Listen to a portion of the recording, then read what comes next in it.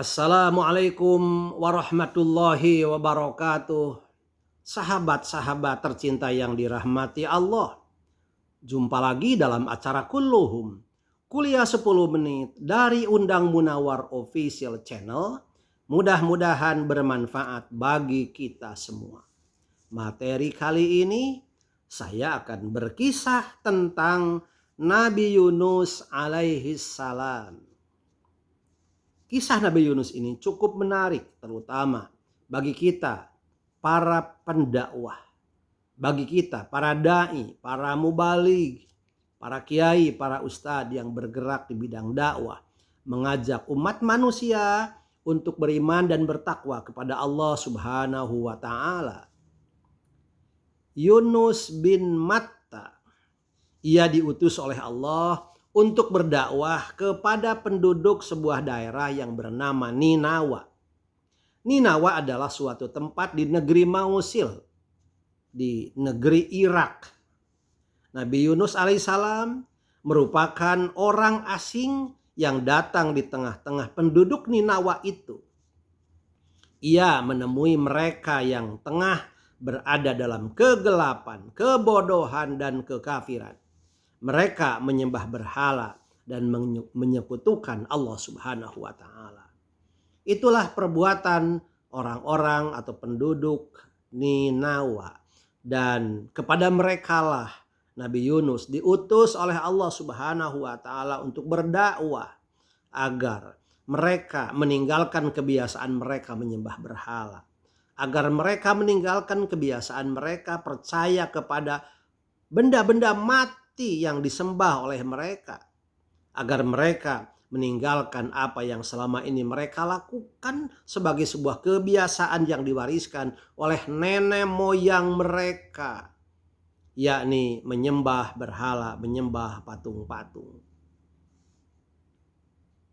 Apa yang kemudian dilakukan oleh Nabi Yunus berdakwah kepada mereka? Terus bertahun-tahun berdakwah kepada mereka, tetapi ternyata mereka menolak dakwah Nabi Yunus. Mereka tidak mau mengikuti seruan Nabi Yunus.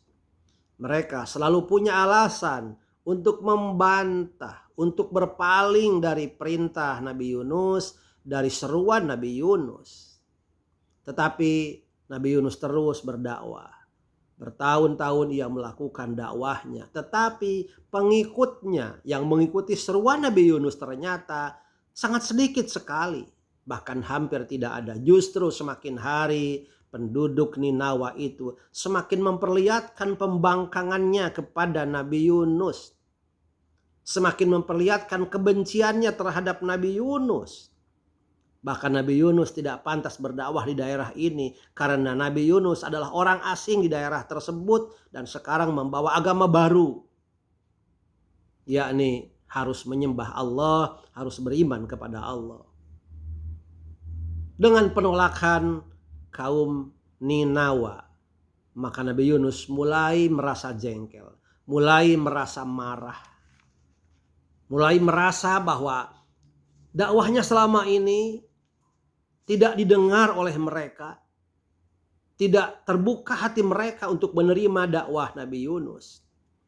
Dan kemudian Nabi Yunus akhirnya mengancam kepada mereka bahwa kalau seandainya kalian masih tetap membangkang, masih tetap tidak beriman kepada Allah, masih tetap menyembah berhala, menyembah patung-patung, maka lihatlah ancaman Allah kepada kalian semua.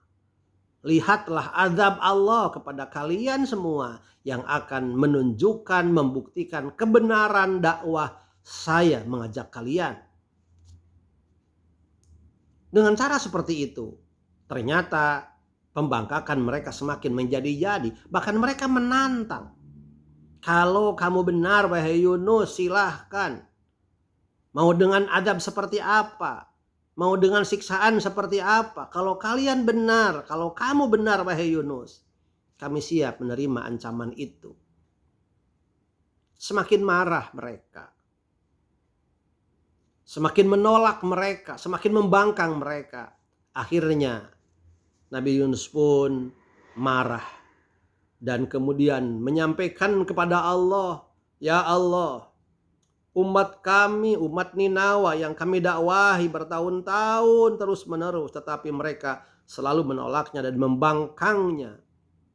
Kami serahkan kepadamu ya Allah, tunjukkan kepada mereka azabmu, tunjukkan kepada mereka siksamu." Nabi Yunus benar-benar marah. Nabi Yunus benar-benar jengkel kepada perilaku kaum atau penduduk di Ninawa itu. Dan dalam kondisi seperti itu, Nabi Yunus kemudian pergi meninggalkan kaum Ninawa dengan ancaman Allah akan menurunkan siksa, Allah akan menurunkan azab. Dan ancaman itu sudah diberitahukan kepada penduduk Ninawa yang membangkang itu. Pergilah Nabi Yunus. Dan apa yang terjadi di Ninawa sepeninggal Nabi Yunus? Ternyata ancaman yang disampaikan oleh Nabi Yunus itu sudah mulai terlihat dan terasakan oleh penduduk Ninawa. Saat itu kondisi di Ninawa dalam keadaan gelap. Mulai gelap. Awan gelap menyelimuti penduduk di Ninawa. Alam gelap di atas langit Ninawa. Gelap dan semakin gelap. Mencekam. Terus semakin gelap. Disertai angin. Dan kondisi seperti itu membuat mereka cemas. Membuat mereka panik. Penduduk di negeri Ninawa semakin panik, semakin cemas. Bukan hanya masyarakat atau penduduk Ninawa, tapi juga hewan-hewan ternak peliharaan mereka sudah mulai memperlihatkan kepanikannya.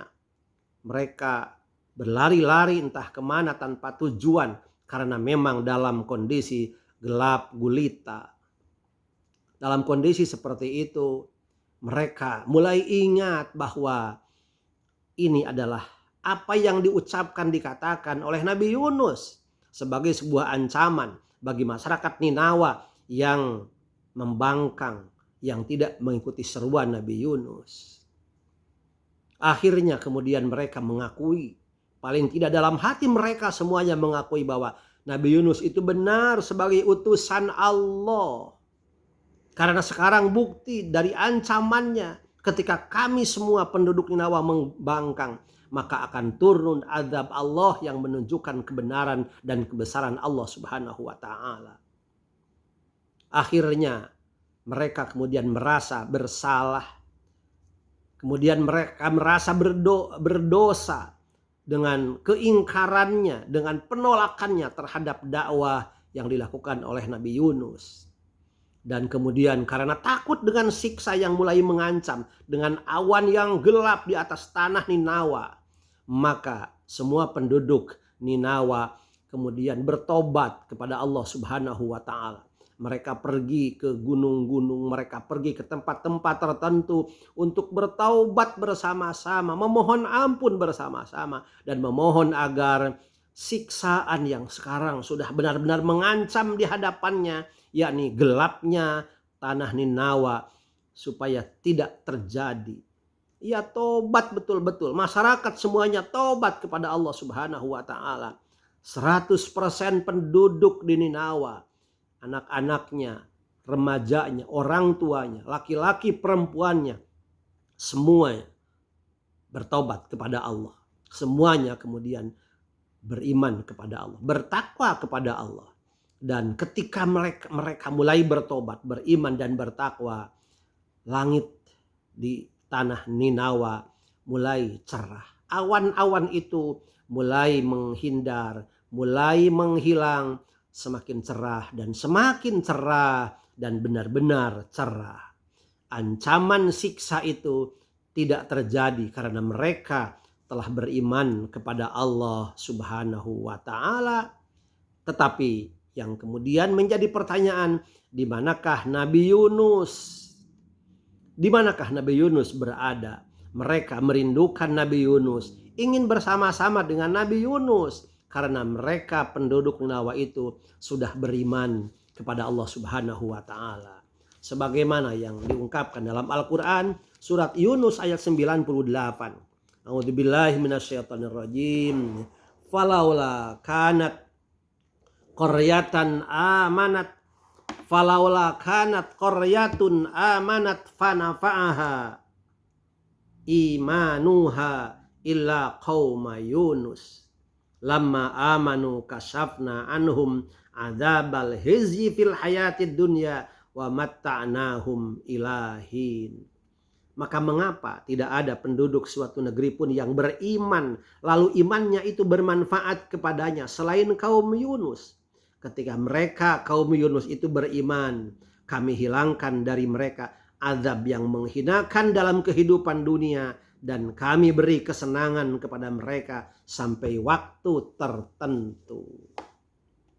Mereka sudah beriman, siksaannya sudah mulai menghilang, ancamannya sudah mulai hilang. Alam Ninawa cerah, tetapi mereka kehilangan orang yang menyeru mereka, yakni kehilangan Nabi Yunus. Mari kita ikuti kisah selanjutnya seperti apa.